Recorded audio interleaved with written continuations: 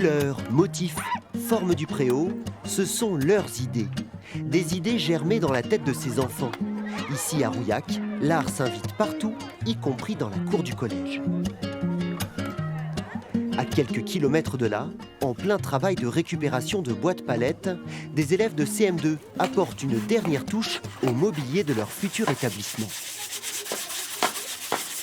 Alors on la ponce et les autres ils vont les assembler pour faire des bancs. C'est bien parce que comme ça dans le collège on a un petit endroit et du coup dans combien d'ans ? Dans 2 ans on pourra y aller. À Rouillac, le bricolage au grand air fait partie du programme scolaire. C'est super pour eux, là, ils voient vraiment à quoi ça sert d'avoir appris à enlever des clous, à poncer, à scier. En plus de leurs enseignants, 4 artistes en résidence comme Fabrice Pressigou, plasticien charentais, guident les élèves du territoire dans ce projet intitulé L'art en herbe. Moi, je vois ça un peu comme une grande récré et je crois qu'eux aussi, ils le voient comme ça. Et en plus, c'est quelque chose de très concret, quoi. Eux, ils voient ce qu'ils font au fur et à mesure, ils voient comment ça évolue. Ouh là, tu vas casser tes lunettes, là, j'ai peur. Hein. Pendant 3 mois, collégiens CM1, CM2 redonnent des couleurs à leur quotidien. Retour au collège, dans cette salle de classe où se préparent les fresques murales. Ici, l'expression est libre, avec Éric Desmélis, dessinateur lui aussi en résidence, pour accompagner les enfants dans leurs aventures.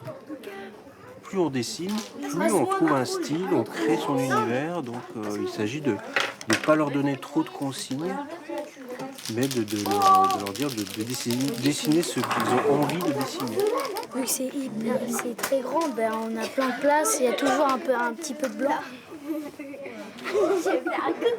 Observatrice attentive, Cécilia Pepper, illustratrice, prépare l'album souvenir de ces moments créatifs inédits.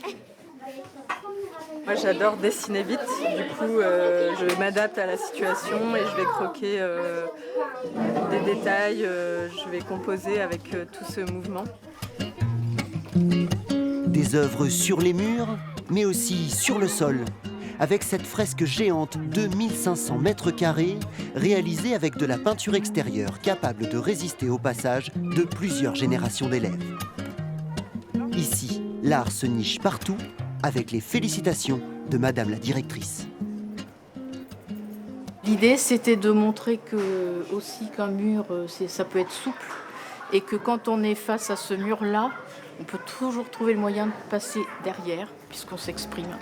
Et qu'en s'exprimant, on peut aller plus loin.